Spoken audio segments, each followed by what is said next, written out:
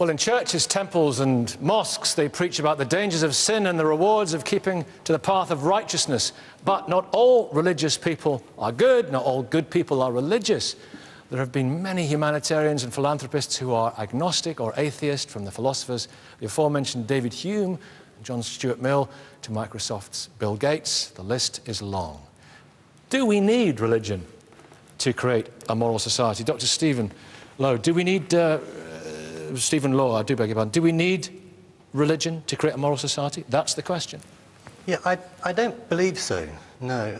If you look at China, for about 2 millennia, it was a very moral place. Their morality was based on Confucianism, which is a secular, non-religious doctrine. And yet you find more or less the same moral codes. You find the Golden Rule, do as you would be done by, for example. Confucius, that was his message too, not just Jesus. So you find societies that are very moral, that have similar levels of morality to religious societies, such as Europe under Christianity. So it's just a straightforward counterexample to the claim that you can't have a moral society without a religious foundation. So does morality predate religion?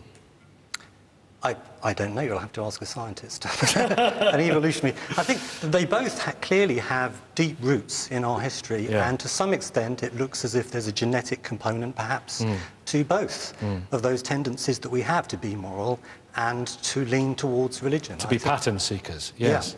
Yeah. Bishop David, do you believe morality comes from God? Yeah. I do, but then I believe in God. So clearly that people who want to live a moral life or create a moral framework can choose to do so without God. What is needed is a framework that human beings flourish, and we know this from our vulnerability as tiny children, with a framework, and that there is some basic understandings of right and wrong, of what is true, what is not true, what is the right way to treat with each other. We've touched on that already. But one man's, as we establish week after week, one person's morality is another person's bigotry. And this is a very common problem today, that we start to make it up as we go along. And it's interesting to talk about Confucianism and the Chinese government's present interest in understanding what is the framework that a human being who's now entered into the free market, who's now trying to aspire to their own house, to their own family life, what is the moral framework? And that's why Christianity is booming in China at the moment, for example, because people seek not only just their ordinary physical and safety needs, but they also need spiritual nourishment. And so the roots of much of our morality today are, of course, and we talked about the law courts as well this morning, are rooted in an understanding that we need a framework, and that people connect that up not just with logic and measurable things, but also with the things of the spirit. Stephen? Yeah, I think that what's most important is that we produce good citizens. And the kind of citizen that I would want to hold up as a model would be, say, the kind of citizens who rescued Jews during the Holocaust. Now, research has been done into the backgrounds of those individuals, and it turns out that what really motivated those individuals was not religious belief, in fact. They didn't appear to be much more religious than those that didn't rescue. What marks out the rescuers from the non-rescuers is that they were raised to think and question and think about things from other points of view. To do the right thing for the right reasons. Yeah, certainly to discuss openly and not just uncritically and passively accept whatever they were told. Now, you can raise children like that within a religious setting. It's not incompatible with religion, but you can also do it outside of a religious setting. And it turns out it doesn't matter very much whether you do it inside religion or outside, as long as you're doing that. That's the most important thing. You believe a fear of God is necessary?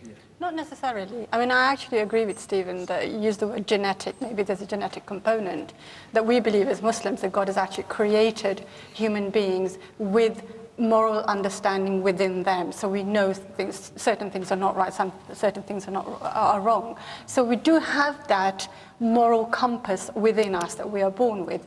But human beings and our rationale, which is wonderful, our intellect is wonderful, but it's fallible. We are, swayed by things around us. And if we look at the way society today has become so consumer-driven and so obsessive about happily wasting the world's resources.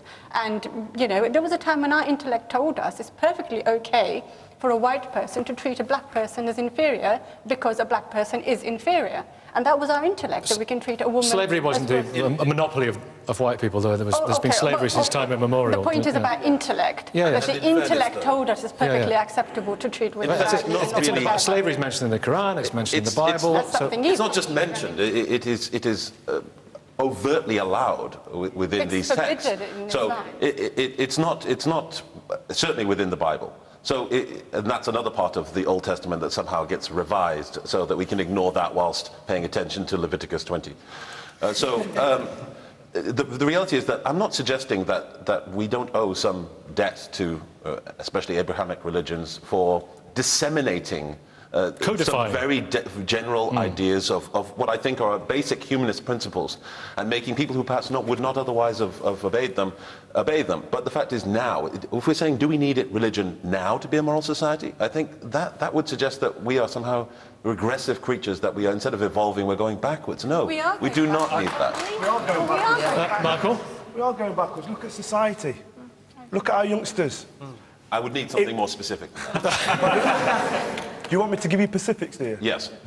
Okay, you look at the rate of youngsters what are now got no husbands, no father figures. The kids what are on our streets who are having children. It says in the Bible that children will start having children. Can you point to a better time, Michael? Because they're leaning away from what the Bible would... But are we suggesting... Hang on, Michael, can you point to a better time than now, a golden age, when things were better and there was proper adherence to what you believe in, and society was resultantly better? A lot of for instance, my grandparents' age, a lot of them, you know, they've been married, you know, the best part of 50, 60 years. They've had one partner. The children are all, you know, they've got the mother there, they've got the dad there, they're married. It's in the convenience of the church. It's consecrated by God, and because of their upbringings of the mother and the father, the child's got a better chance of striving. Well, I'm not saying that single parents are going to be struggling to bring up their child, but what I do say is that if you are married and you have your son and or your daughter, and you've got a father and your mother, then you've got a better chance of striving. John? I'm not sure that there's any statistics that suggest that Christians are somehow staying married more than atheists, for example, if that's what we're suggesting, or secular people. I don't think that's the case. Yes, of course, some of the things you're saying are true, but the idea that the only variable between the time when every family was together and there were picket fences and moderate wealth for everybody, and this time now of near Armageddon that's being suggested, is just the decline of religion. That it's not. There are so many other factors. Of course they are. But don't you agree that... Miriam was I just wanted to come back to something that Hola and Stephen were touching on, which is that morals can be exceeded by the use of reason. And in fact, in Islam, the use of critical reason is very much encouraged. The difference is that you've got no way to then ground that within society and the individual. And that's where religion plays a role, because through ritual, it connects the individual to broader society. When you pray, you reconnect with those godly values, which are the universal values of morality. When you fast, you think about poor people. All of these rituals, charity, you think about your connectedness to others. All of these rituals are there to connect you to other people. And all the research suggests that actually, research by Putnam recently, religious institutions, religious organizations are much better at creating civic networks. The Oxford Handbook of Religion recently showed that religious Americans are much better at being civic activists, at voting, at giving to charity. So is that a moral society? Because it's the most religious society in the Western world. Is that a particular paragon of morality, America? See, one of these things, you can't, well, sociologists generally find it very difficult to measure religiosity of a society. Well, you can measure the religiosity... USA is the most religious society in the Western world. Well, that's one sociological definition. What's much easier to measure is self-proclaimed religiosity. So how much you attend church, how often you give to charity, how often you pray, and that is very much connected with civic activism and looking after others. It's no surprise that 1 in 10 young people in Britain today feel that they have no responsibility for the elderly. That religious people feel that because they connect there's a lot to respond to in there, and some of it's right. I think it's true. The religion, none of it. We'll get to the bits that are not right in a minute. I mean, cut to the chase, Stephen. Yeah. So, religion is actually a very good social adhesive. It's quite good at binding people together into communities, and no one wants to deny that. However, it's also true, for example, that if you run philosophy for children programs in schools, those children are also transformed. They become far more moral, far more interested in interacting with each other. It's the long term we're so you talking can build about. communities using religion, or you can build communities without using religion. The thing about the philosophical approach, let me finish. The thing about the philosophical approach is that everyone is included. You don't have the effect of different religions. As they bind people together, they produce divisions between those communities. That's an assumption you're making. In Islam, we say very much, someone is either your equal in faith or they're your brother in humanity. We don't, those distinctions that you're Susan making wants to don't come in apply here. when you Susan? get to charity. I'm just going to say, I like what you're saying, but I don't agree with it, actually, because if you look, if we took religion out of it, then it would be one man's word over another man's word of what morality is. You could state that you think this is moral, and then I could state something else. There's a really good example of that, what we were talking talking about earlier on, which is you think all Muslim women should wear the hijab, for example. Right, there's a lady there who doesn't. So is she being immoral? No, I don't think so. But you told me earlier on it was a sin not... But this is my personal belief, and that's her personal... I'm not her. I don't know how she thinks. I don't know how she feels. I don't know her life story. I don't know when she was born, where she was born. I don't even know her full name. I don't know her age. All women should wear the hijab. That's an example of exactly what you were saying about one person's morality.